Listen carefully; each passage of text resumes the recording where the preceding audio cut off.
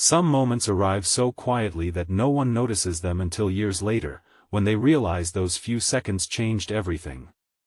On a bright spring afternoon, beneath a sky painted with drifting white clouds and warm sunshine, a tired single father unlocked the front door of his modest home, never imagining that one unexpected question from a complete stranger would alter not only his future, but hers as well. Before we continue, if you believe kindness still has the power to change lives and that everyone deserves a second chance, please take a moment to like this video, leave a comment, share it with someone who believes in compassion, and subscribe to A Journey of Hearts. Your support helps us bring more heartfelt stories to people around the world. For nearly 6 years, Corbin Hale had lived only for his 8-year-old daughter, Mira. Since losing his wife to a sudden illness, every sunrise began with packing school lunches, tying shoelaces, rushing to work as a carpenter, and returning home just in time to help with homework before preparing dinner. There were no vacations, no expensive hobbies, and very little sleep. Yet every sacrifice felt worthwhile whenever Mira smiled. Their little house was old and imperfect, with creaking floors and peeling paint, but laughter echoed through its rooms often enough to make it feel like the safest place in the world. That afternoon had started like any other. The sunlight streamed through maple trees lining the quiet neighborhood as children rode bicycles along the sidewalks. Birds chirped from telephone wires while neighbors watered flower gardens blooming with bright colors. Corbin had just picked Mira up from school after finishing a long morning repairing cabinets at a local community center. They carried grocery bags together toward the front porch, talking about a science project involving butterflies. As Corbin searched his pocket for the house key, he noticed someone sitting on the edge of the porch steps. The young woman looked exhausted. Her clothes were clean but worn, and a faded backpack rested beside her feet. She wasn't begging, crying, or asking passing strangers for money. She simply stared at the ground as though she had nowhere left to go. When Corbin approached, she slowly stood and apologized for waiting there without permission. She explained that she had asked several nearby shelters for help, but every bed was full. Then, gathering every bit of courage she had left, she quietly asked whether there might be space left in his home for just one night. Corbin froze. Most people would have walked away. Some would have called the police. Others would have shut the door without another thought. He understood every reason to be cautious. He had a daughter depending on him, and protecting her came before everything else. But he also saw something impossible to ignore. He saw fear. Not the fear of being caught. Not the fear of rejection alone. It was the look of someone who had spent far too many nights pretending to be strong while quietly falling apart. Instead of answering immediately, Corbin invited her to sit on the porch while he brought the groceries inside. He prepared sandwiches for himself, Mira, and the stranger before returning outside. They ate together beneath the afternoon sun as she slowly shared pieces of her story. Her name was Rowan. She had aged out of foster care only months earlier. Without family to rely on, every temporary job disappeared as quickly as it appeared. Rising rent had emptied her savings. She never imagined becoming homeless. She kept believing the next interview would change everything, but disappointment followed disappointment until every option disappeared. Corbin listened without interruption. Mira listened too. Children often notice truths adults overlook. Later, Mira quietly told her father that Rowan reminded her of frightened birds they sometimes rescued from the backyard after storms. That simple comparison stayed with him. As evening approached, Corbin made a decision that surprised even himself. He told Rowan there was indeed space in his home, but only if she understood that it would simply be a safe place to sleep, eat, and begin rebuilding her life. There would be clear boundaries, mutual respect, and complete honesty. She accepted with tears filling her eyes before she could even finish thanking him. The first few days were awkward. Corbin remained careful. Important documents stayed locked away, neighbors were informed someone was temporarily staying with them, and Rowan herself insisted on helping wherever possible. She washed dishes before anyone asked, folded laundry, cleaned windows, and even repaired a broken fence using skills she had learned from previous maintenance jobs. Little by little, the tension faded. Mira quickly discovered Rowan could draw beautifully.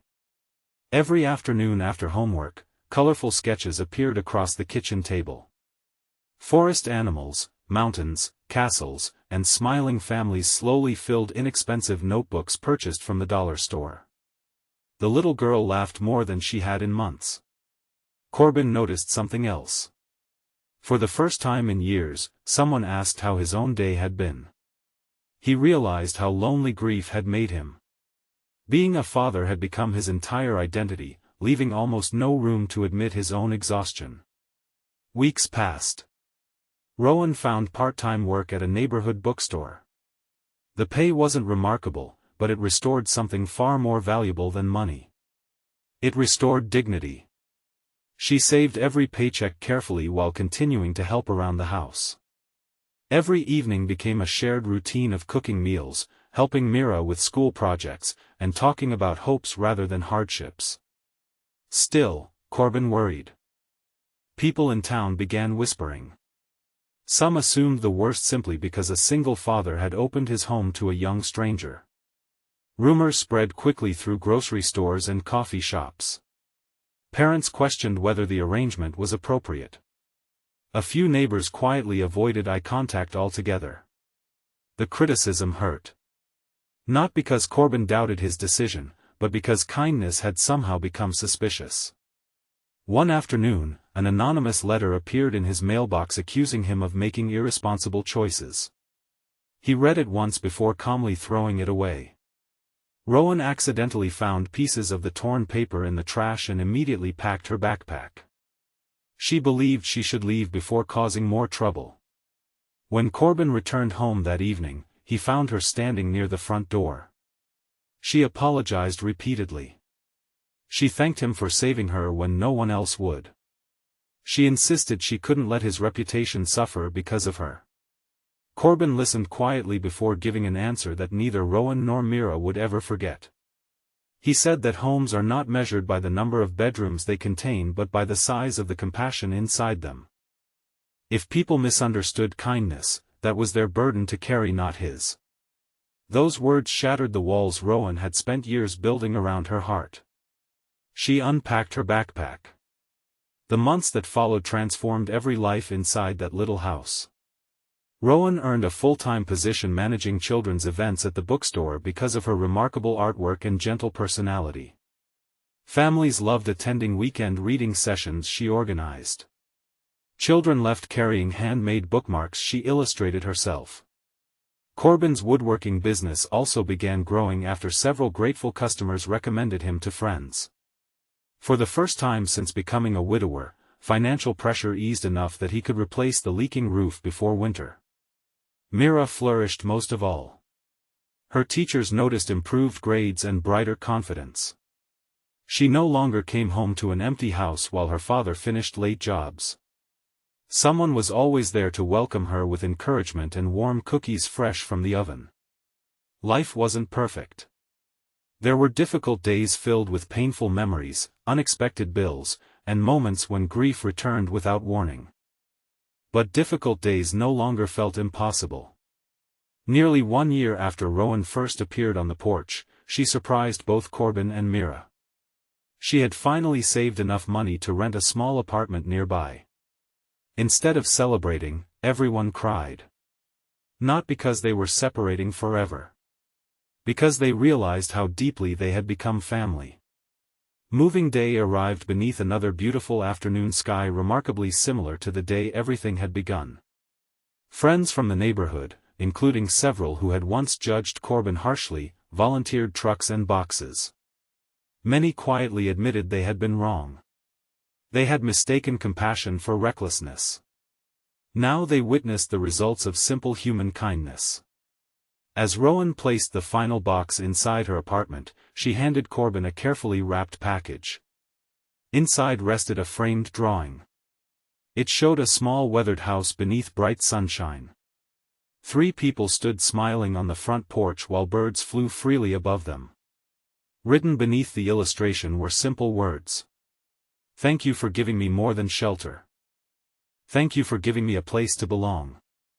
Years later, Mira would tell people that the happiest chapter of her childhood began the afternoon her father chose courage instead of fear. She grew into a young woman who volunteered at shelters, believing every stranger carried a story invisible to the world. Rowan eventually opened an art studio where children facing difficult circumstances could create without worrying about money.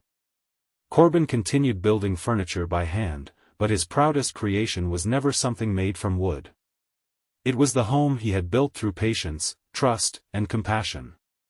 If this story touched your heart, please take a moment to like this video, share it with someone who needs a reminder that kindness still exists, leave a comment telling us where you're watching from, and subscribe to A Journey of Hearts so you never miss another inspiring story.